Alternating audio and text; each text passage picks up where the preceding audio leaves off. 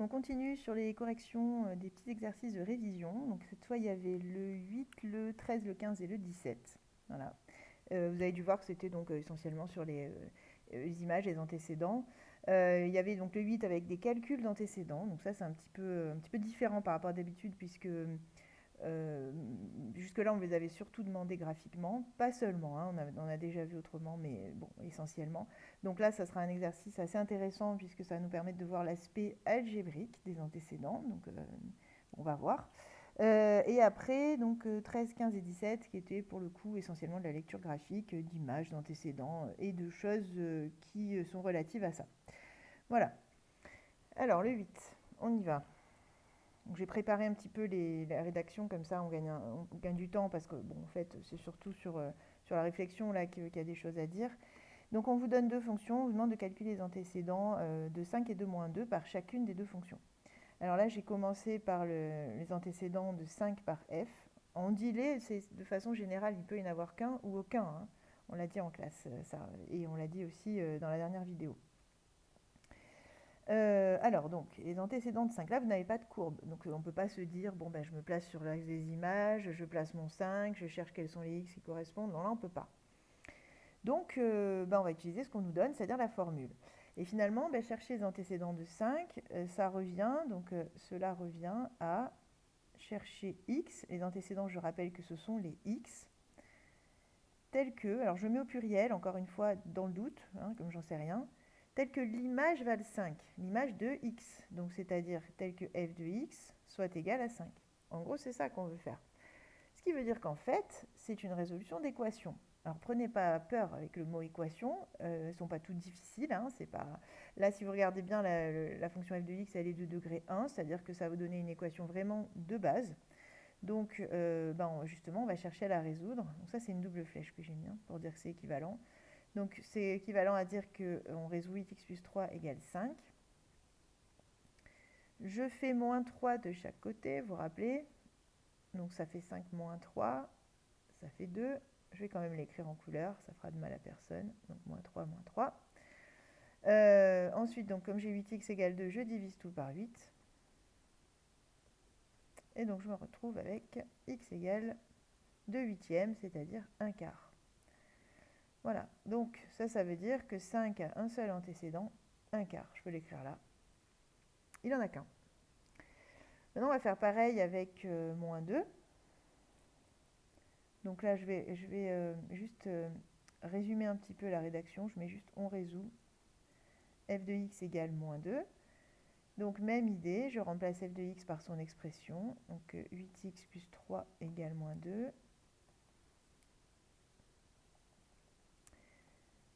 Pareil, je vais appliquer donc moins 3 de chaque côté pour pouvoir me retrouver avec juste 8x à gauche. Donc 8x égale moins 5. Ensuite, je divise par 8 pour obtenir x égale moins 5 huitièmes. Voilà, donc là, j'ai un seul antécédent, moins 5 huitièmes. J'ai pas pris assez de place, désolé. Ensuite, on va faire pareil, mais avec g. Bon, ça ne change pas grand-chose, si ce n'est que cette fois-ci, on cherche x tel que non pas f de x égale 5, mais g de x égale 5, puisqu'on aimerait savoir où est-ce qu'on doit se placer sur les abscisses pour obtenir en hauteur, c'est-à-dire en ordonnée, la valeur 5. Donc là, bah, c'est exactement la même idée, sauf que je vais remplacer cette fois par l'expression de g de x. Donc ici, c'était moins 5x moins 7. On est encore sur du degré 1, sur des fonctions affines. Cette fois-ci, pour isoler le x, il va falloir d'abord que j'enlève le moins 7. Donc, on va faire plus 7, qui veut dire moins 5x égale 5 plus 7, donc 12. Et donc x égale 12 sur moins 5. Autrement dit, moins 2,4. Donc là aussi, j'ai un seul antécédent. Bon, je n'ai pas la place de l'écrire en haut, donc pas grave, je vais laisser comme ça, vous aurez la place. Un seul antécédent qui est moins 2,4. Voilà, puis après je fais pareil pour les antécédents de moins 2. Donc on résout. Et évidemment, bah, quelle que soit la fonction, vous pouvez faire pareil. Le seul problème, c'est que des fois, vous arrivez à des équations que vous ne savez pas résoudre. Et c'est là que bah, justement on aura recours à la lecture graphique parce qu'on n'a pas le choix. Voilà. Alors des fois on a recours à la lecture graphique parce qu'on ne connaît pas l'expression de la fonction, donc on ne peut pas faire autrement. Oui, pardon. Et des fois, au contraire, on a l'expression, mais ça nous donne une équation qui est trop compliquée. Donc au niveau de la seconde, ben, on se contente de lecture graphique. On a les deux cas hein, qui existent. Donc j'en étais où moi? Moins 5, moins 7 égale moins 2. Donc toujours pareil, je fais plus 7 à gauche, plus 7 à droite. Ce qui va me donner donc moins 5x égale moins 2. Et donc si je divise tout par moins 5,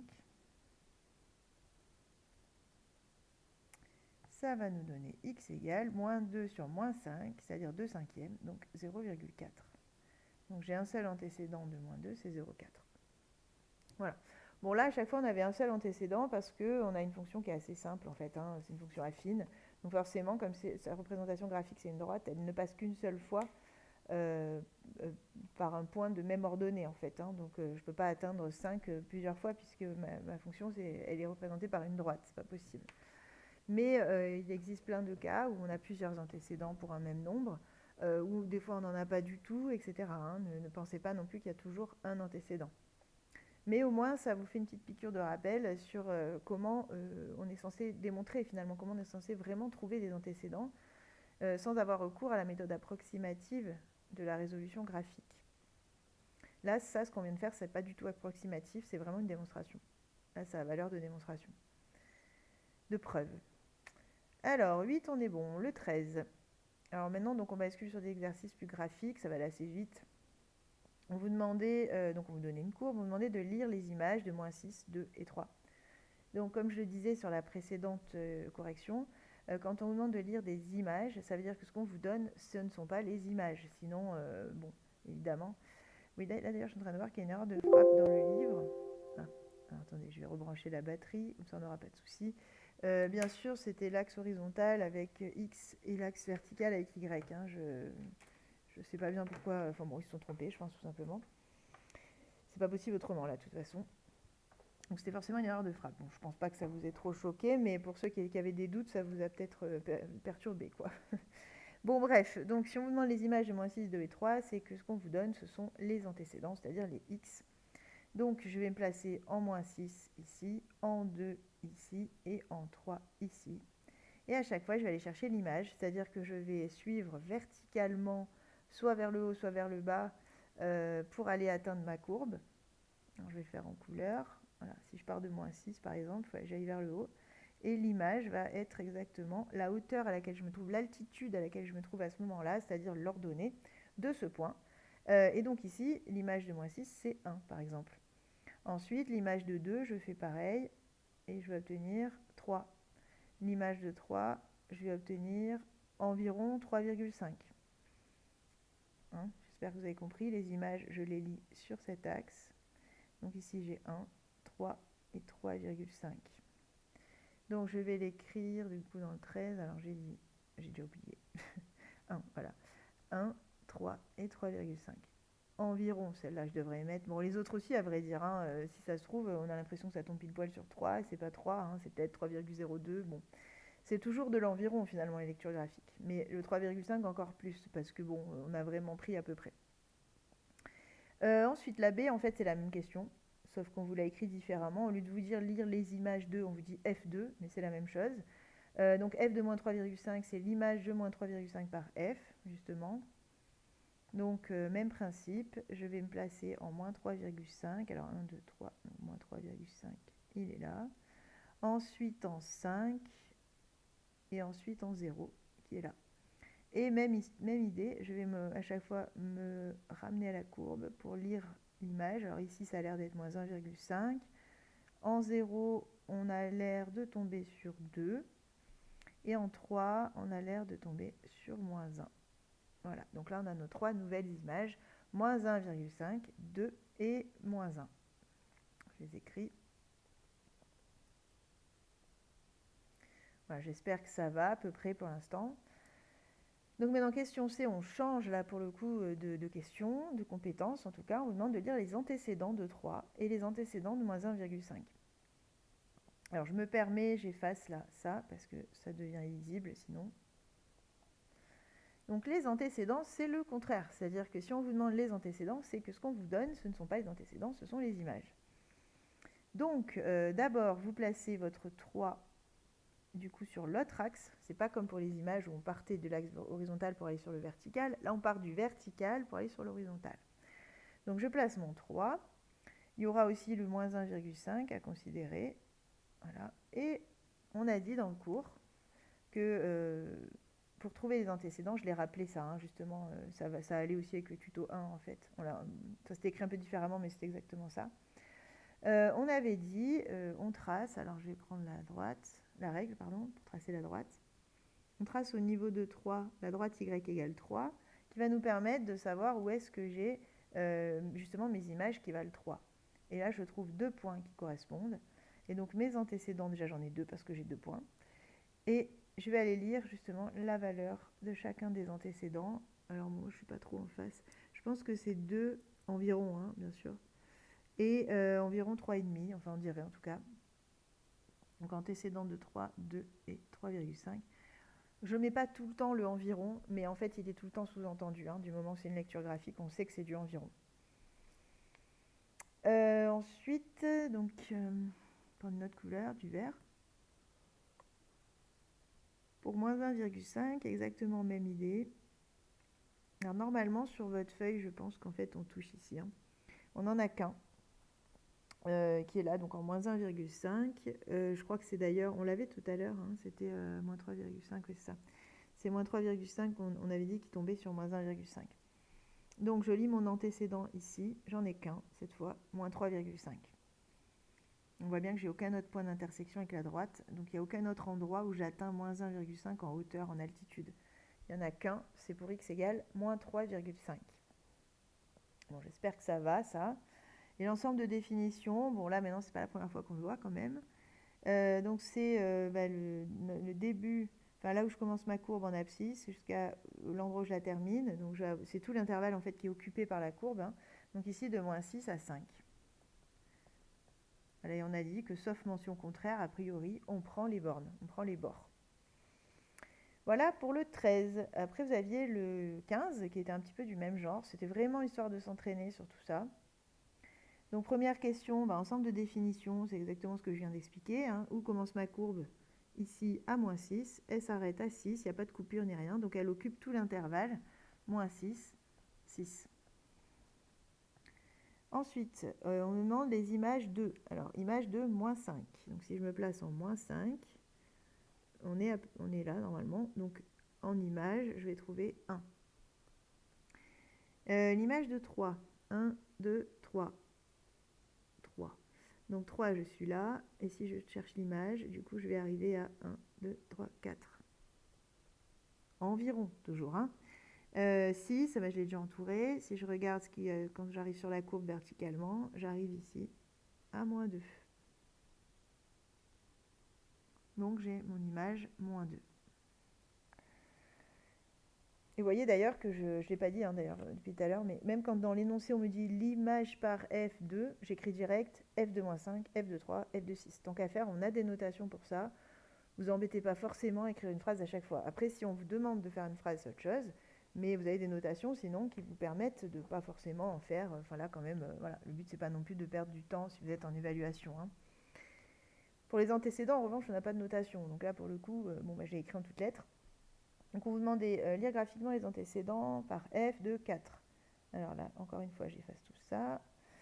Donc les antécédents de 4, on a dit tout à l'heure, je me place au niveau 4. Je vais essayer de tracer un trait droit, tant qu'à faire. Voilà. Ça, c'est la droite d'équation y égale 4. Donc celle qui correspond vraiment à égale 4, on va dire ça. Donc j'ai 2 points, donc je vais avoir 2 antécédents. J'en ai un ici qui vraisemblablement est à moins 1, et j'en ai un ici qui est à 1, 2, 3. Voilà, donc j'ai 2 antécédents. Moins 1, pardon, et 3. Maintenant, antécédent de moins 1. Alors, je prends une autre couleur, du vert. Donc, pareil, je me place en moins 1 et je trace.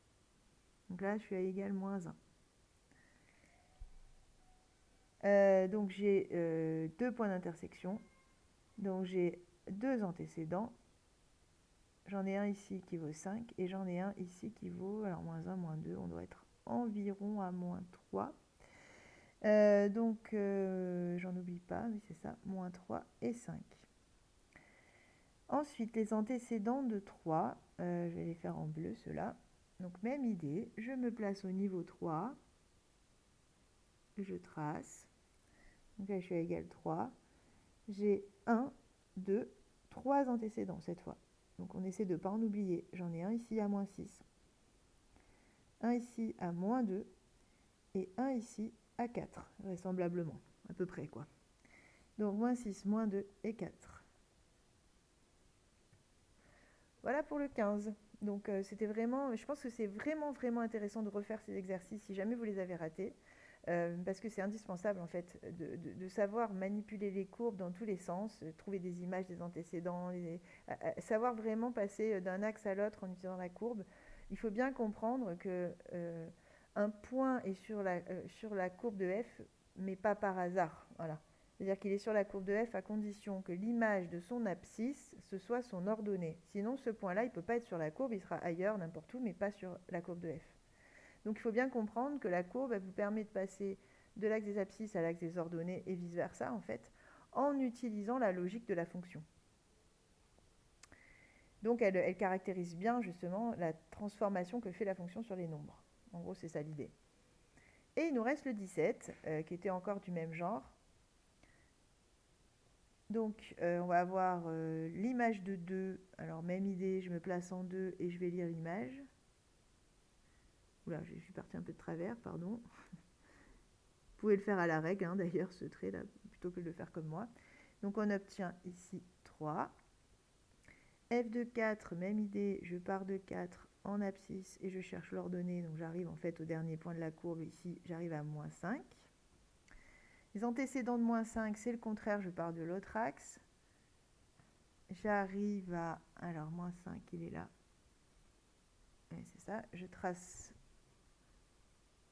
ma droite à moins 5. Et je vais voir déjà combien j'en ai. J'en ai 2. Un qui vaut ici moins 2 et un qui vaut 4. Bon, c'est celui qu'on a vu tout à l'heure déjà, celui-là. Donc j'ai deux antécédents, moins 2 et 4. Environ, bien sûr, toujours. Ensuite, alors ça devient intéressant, parce que là on commence à basculer un petit peu sur les questions purement secondes, c'est-à-dire que ce sont des questions qu'on vous posait beaucoup moins en collège. Image antécédent, normalement on vous a déjà demandé. Bon, ça, après, peu importe si on ne l'avait pas fait, de toute façon, a priori vous l'avez refait là. Donc on vous demande de résoudre f de x égale 0. Enfin, chercher les valeurs de x telles que, ça revient à dire résoudre, hein. Donc résoudre f de x égale 0. Donc là on rentre vraiment dans le chapitre, hein, résolution d'équation, justement résolution graphique d'équation. Donc là typiquement on n'a pas l'expression de la fonction, on n'a que la courbe, donc on va faire de la résolution graphique, c'est-à-dire approximative. Donc f de x égale à 0, c'est exactement la même chose que de chercher les antécédents, ce que j'expliquais dans le cours. Puisqu'au final, qu'est-ce qu'on me dit? On me dit qu'on cherche des x, donc je vais y arriver. Il va falloir lire ici. Et on veut que l'image vale 0. L'image, ce sont les y, donc on se place à 0 du coup en image. Et on va chercher quels sont les x qui donnent 0 en image. Donc ça revient vraiment, comme tout à l'heure, à tracer la droite de niveau. C'est-à-dire que là, j'ai égal 0. Y égale 0 exactement, hein. Mais moi je cherche f de x égale 0. J'ai deux points et en fait ça correspond à deux antécédents, moins 1 et 3. Donc je lis les solutions toujours sur l'axe horizontal. Pour les équations et les inéquations, ce sera toujours pareil. En fait, ce que vous allez lire sur l'axe vertical, il n'y a que deux choses cette année, enfin, en gros, hein, enfin, les choses courantes. Ce sont les images et ce sont les maximums et minimums. Voilà. Sinon, tout le reste, normalement, ça se passe sur l'axe des abscisses, sur l'axe horizontal. Donc ici, j'en ai 2, moins 1 et 3. L'avantage, quand c'est écrit sous forme d'une équation, c'est qu'on a des notations. On n'est pas obligé de faire une phrase, on n'est pas obligé de dire les solutions sont... On peut dire S égale et puis on est bon. Je mets des accolades parce que je fais une liste. Je ne fais pas un intervalle. Je ne prends pas tout ce qui est entre moins 1 et 3. Hein. Tout ce qui est entre moins 1 et 3 ne donne pas forcément une image qui vaut 0. Ce n'est pas le cas d'ailleurs. Il n'y a que moins 1 et 3 qui donnent une image qui vaut 0. Donc c'est vraiment, ils sont pris de façon isolée. Donc ça ne forme pas un intervalle, ça forme bien une liste, un ensemble juste qu'on va noter donc avec des accolades. C'est-à-dire qu'on énumère en fait différentes solutions. Mais on ne donne pas un ensemble complet sous la forme d'un intervalle avec tout ce qu'il y a à l'intérieur. Donc voilà, en gros, j'ai cherché les antécédents de 0 et j'ai trouvé moins 1 et 3. Et c'est pareil que de résoudre l'équation f de x égale 0. C'est la même chose. L'ensemble de définition, là ma courbe elle commence à x égale moins 3 et finit à x égale 4. Donc j'ai comme intervalle moins 3, 4. Et voilà donc pour ces 4 petits exercices de révision. Après, je vous avais laissé pour la fois d'après, alors 9, 10. Voilà, donc 9 et 10, oui, voilà, on est déjà à cheval, on n'est plus vraiment sur la révision, on est déjà sur le chapitre lui-même. Bien que peut-être que certains, pour vous, ce sont des révisions, j'en sais rien, mais en tout cas, là, c'est le 9 et le 10, ça s'intègre vraiment dans les nouveautés, enfin, ce qui est censé être des nouveautés dans le cours. Voilà. Et après, il y avait le 28, je ne sais plus ce que c'est le 28, ça doit être la même chose. Oui, voilà, le 28 c'est encore la même chose, c'est avec des résolutions d'équations, c'est ça. Donc on corrigera ça sur le prochain. Donc je vous dis justement bon courage et à très bientôt pour le prochain épisode.